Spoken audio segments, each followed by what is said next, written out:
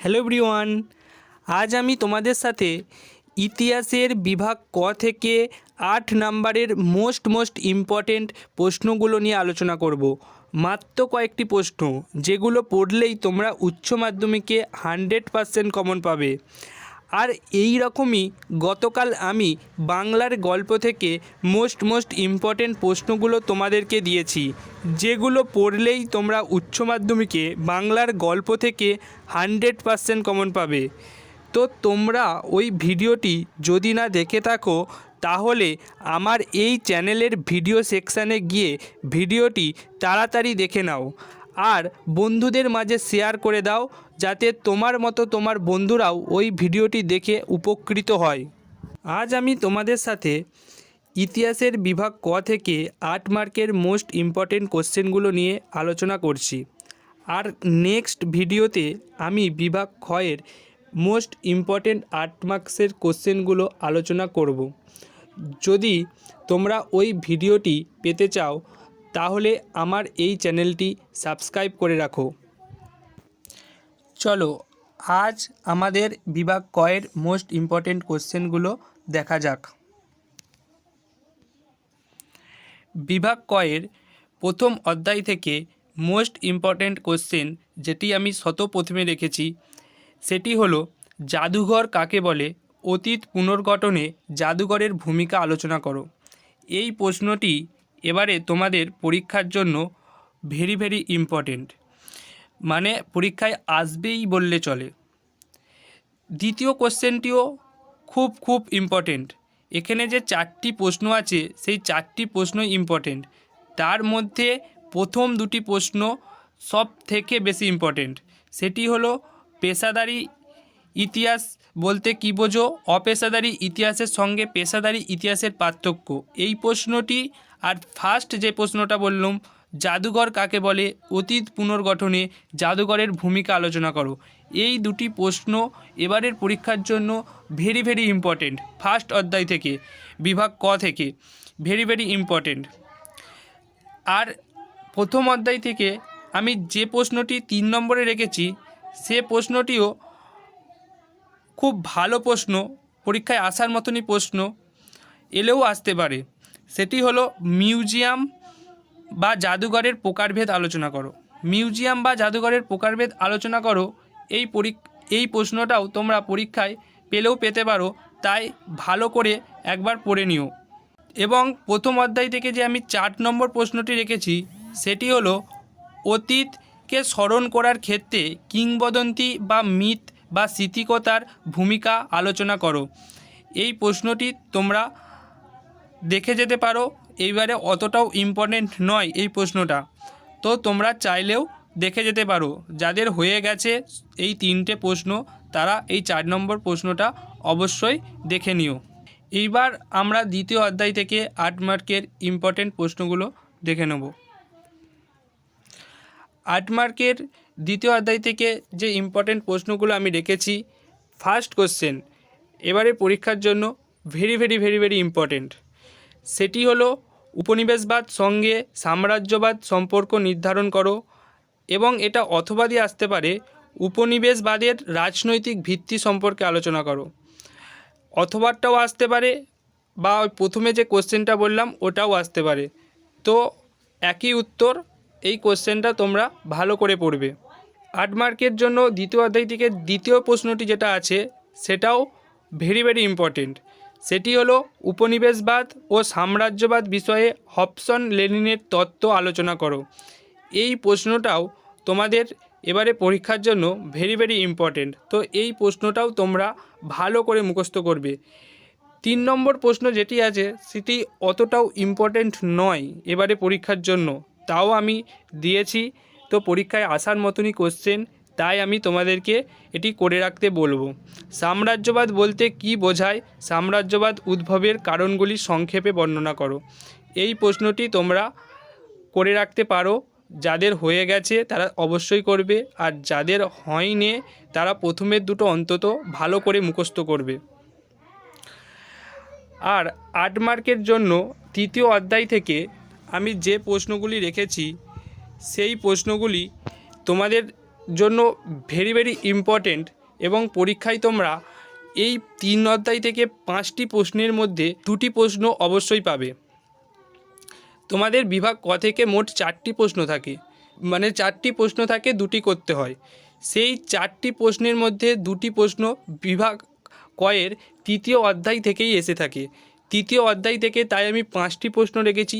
5টি প্রশ্নের মধ্যে তুমি 2টি প্রশ্ন অবশ্যই কমন পাবে। তো এই 5টি প্রশ্ন তোমরা ভালো করে মুখস্থ করবে। আমি 3য় অধ্যায় থেকে 8 মার্কের প্রথম যে কোশ্চেনটি রেখেছি এইবারে পরীক্ষার জন্য ভেরি ভেরি ইম্পর্টেন্ট, সেটি হলো ভারতের রেলপথ প্রবর্তনের উদ্দেশ্য ও প্রভাব আলোচনা করো। এই প্রশ্নটি ভেরি ভেরি ইম্পর্টেন্ট। দ্বিতীয় প্রশ্নটি যেটি রেখেছি সেটাও এবছরে পরীক্ষার জন্য অত্যন্ত গুরুত্বপূর্ণ। প্রথম কোশ্চেন যেটা বললাম সেটাও গুরুত্বপূর্ণ, দ্বিতীয় কোশ্চেন যেটা বলছি সেটাও খুবই অত্যন্ত গুরুত্বপূর্ণ। চীনের ওপর আরোপিত অসম চুক্তিগুলির ওপর সংক্ষিপ্ত আলোচনা করো। অথবা এই কোশ্চেনটি এইভাবেও আসতে পারে, তিয়ানসেন ও নানকিংয়ের সন্ধির শর্তাবলী কী ছিল। দুটো কোশ্চেনের মধ্যে যে কোনো একটি কোশ্চেন আসবে, তো কোনটা আসবে সেটা বলা অসম্ভব, তাই আমি দুটো কোশ্চেনই দিয়েছি। দুটো কোশ্চেনই অত্যন্ত গুরুত্বপূর্ণ, একই উত্তর, তো তোমরা ভালো করে মুখস্থ করবে। 3 নম্বর প্রশ্ন যেটা আমি রেখেছি সেটি হলো কোম্পানির আমলে দেশীয় শিল্পের অবক্ষয় সম্পর্কে লেখো, অথবা ঔপনিবেশিক শাসনকালে ভারতের শিল্প বাণিজ্য ধ্বংসের কারণ ও ফলাফল লেখো। দুটো একই কোশ্চেন, তো অথবারটাও আসতে পারে, তিনেরটাও আসতে পারে। এই কোশ্চেনটাও তোমরা ভালো করে পড়বে, এটাও পরীক্ষার জন্য অত্যন্ত গুরুত্বপূর্ণ। 4 নম্বর প্রশ্ন যেটা আছে সেটাই হলো পলাশী ও বক্সারের যুদ্ধের ফলাফলের তুলনামূলক আলোচনা। এই কোশ্চেন 4 নম্বর কোশ্চেনটা তোমরা অবশ্যই ভালো করে মুখস্থ করবে। এই কোশ্চেনটা পরীক্ষায় চলে এসেছে বলাই যায়, very very important, very very important 4 নম্বরের কোশ্চেনটা। 5 নম্বর কোশ্চেন যেটা আমি রেখেছি সেটি হলো চিরস্থায়ী বন্দোবস্তের প্রধান সত্যগুলি দেখো বা লেখো, ভারতীয় অর্থনীতিতে এর প্রভাব কী ছিল। এই কোশ্চেনটিও খুবই ভালো কোশ্চেন, তো এবারে পরীক্ষায় জন্য অতটাও ইম্পর্টেন্ট নয়, তাও আমি দিয়েছি, তো তোমরা একবার দেখে রাখতে পারো যাদের উপরের 4টি হয়ে গেছে, আর যাদের হয়নি তারা উপরের 4টি অবশ্যই ভালো করে পড়ে নাও। আর লাস্ট বিভাগ ক থেকে যেই অধ্যায়টি আছে সেটি হলো 4র্থ অধ্যায়। 4র্থ অধ্যায় থেকেও আমি কিছু প্রশ্ন রেখেছি, 4টি প্রশ্ন রেখেছি। ওই 4টি প্রশ্নের মধ্যে তোমরা একটি অবশ্যই কমন পাবে। তো 4টি প্রশ্নের মধ্যে ফার্স্ট যে কোশ্চেনটা আমি রেখেছি সেটি এবারে পরীক্ষার জন্য অত্যন্ত গুরুত্বপূর্ণ। সমাজ সংস্কারক রাজা রামমোহন রায়ের অবদান মূল্যায়ন করো। এই কোশ্চেনটি ভেরি ভেরি ইম্পর্টেন্ট তোমাদের এবারে পরীক্ষার জন্য। দ্বিতীয় কোশ্চেন যেটি রেখেছি সেটাও এবারে পরীক্ষার জন্য ইম্পর্টেন্ট, সেটি হলো বাংলার নবজাগরণের প্রকৃতি আলোচনা করো। এই কোশ্চেনটি এবারে পরীক্ষায় এসেছে বলাই যায়, তো তাই এই কোশ্চেনটি তোমরা ভালো করে মুখস্থ করবে। 3 নম্বর যে কোশ্চেনটি আছে 4র্থ অধ্যায়ের, সেই কোশ্চেনটিও এইবারে পরীক্ষার জন্য অত্যন্ত গুরুত্বপূর্ণ। 3 নম্বর কোশ্চেনটি হলো চীনের চৌঠামের আন্দোলনের কারণ বিশ্লেষণ করো, এই আন্দোলনের প্রভাব আলোচনা করো। অথবা দিয়েও আসতে পারে এরকমভাবে যে চৌঠা মে 1919 আন্দোলনের পটভূমি ও গুরুত্ব সংক্ষেপে লেখো।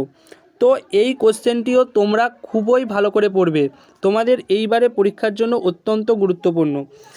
আর 4 নম্বর যে কোশ্চেনটি আছে ওটা এবারে পরীক্ষার জন্য তোমাদের অতটাও ইম্পর্টেন্ট নয়, তো তাও তোমরা এই প্রশ্নটি করে যেও, আলিগড় আন্দোলনের একটি সংক্ষিপ্ত বিবরণ দাও। 4 নম্বর অধ্যায় থেকে যদি সবথেকে বেশি ইম্পর্টেন্ট আমি বলি সেটি হলো 3 দাগের প্রশ্নটি এবারে পরীক্ষায় আসবেই বলা যায়, মানে এসে গেছে, তো তোমরা ওই প্রশ্নটি ভালো করে পড়বে। আরেকটি 4র্থ অধ্যায় থেকে আমি বলছি যেটা সবথেকে বেশি ইম্পর্টেন্ট, সেটি হলো 2 নম্বর দাগের কোশ্চেনটা, বাংলার নবজাগরণের প্রকৃতি আলোচনা করো। আর তৃতীয় অধ্যায় থেকে মোস্ট ইম্পর্ট্যান্ট আমি 3টে কোশ্চেন বলবো, যেগুলো ভেরি ভেরি ইম্পর্ট্যান্ট। সেটি হলো চীনের ওপর আরোপিত অসম চুক্তিগুলির ওপর সংক্ষিপ্ত আলোচনা করো, অথবা তিয়েনসেন ও নানকিং সন্ধির শর্তাবলী কী ছিল। এই কোশ্চেনটিও 3 নম্বর অধ্যায় থেকে ভেরি ভেরি ইম্পর্ট্যান্ট। আর প্রথমে যে কোশ্চেনটি আছে, ভারতের রেলপথ প্রবর্তনের উদ্দেশ্য ও প্রভাব আলোচনা করো, এটিও ভেরি ভেরি ইম্পর্ট্যান্ট। আর একটি কোশ্চেন এই অধ্যায় থেকে ভেরি ভেরি ইম্পর্ট্যান্ট, সেটি হলো 4 দাগের প্রশ্নটি, পলাশি ও বক্সারের যুদ্ধের ফলে তুলনামূলক আলোচনা করো। এই প্রশ্নটিও ভেরি ভেরি ইম্পর্ট্যান্ট। আর দ্বিতীয় অধ্যায় থেকে যে প্রশ্নটি ভেরি ভেরি ইম্পর্ট্যান্ট সেটি আমি বলছি, একটি প্রশ্ন বলবো এই অধ্যায় থেকে, সেটি অত্যন্ত গুরুত্বপূর্ণ। সেটি হলো উপনিবেশবাদ ও সাম্রাজ্যবাদ বিষয়ে হবসন ও লেনিনের তত্ত্ব আলোচনা করো। এই প্রশ্নটি অত্যন্ত গুরুত্বপূর্ণ এইবারে পরীক্ষার জন্য। যদি দ্বিতীয় অধ্যায় থেকে কোশ্চেন আসে তো এই কোশ্চেনটি আসবে। আর ফার্স্ট অধ্যায় থেকে আমি 2টো কোশ্চেন বলছি, সেই 2টি কোশ্চেন এইবারে পরীক্ষার জন্য অত্যন্ত গুরুত্বপূর্ণ। সেটি হলো জাদুঘর কাকে বলে, অতীত পুনর্গঠনে জাদুঘরের ভূমিকা আলোচনা করো, এই প্রশ্নটি। আর দ্বিতীয় প্রশ্ন যেটা অত্যন্ত গুরুত্বপূর্ণ, সেটি হলো পেশাদারি ইতিহাস বলতে কী বোঝায়, অপেশাদারি ইতিহাসের সঙ্গে পেশাদারি ইতিহাসের পার্থক্য কী। এই 2টি প্রশ্ন আসছিল আমার এই বিভাগ ক থেকে 8 মার্কের সাজেশান। তো তোমরা এ থেকেই উচ্চ মাধ্যমিক পরীক্ষায় 100% কমন পাবে। তোমাদের যদি ভিডিওটি ভালো লেগে থাকে তাহলে তোমরা লাইক করো, এবং নেক্সট ভিডিও তোমরা কোন সাবজেক্টের ওপরে চাইছো সেটিও আমাকে কমেন্টে জানাও, এবং আমার ভিডিও সবার আগে পাওয়ার জন্য আমার চ্যানেলটি সাবস্ক্রাইব করে রাখো। চলো, আজ আমি আমার ভিডিও এখানেই শেষ করলাম। দেখা হচ্ছে পরের ভিডিওতে। সবাই ভালো থেকো, বাই।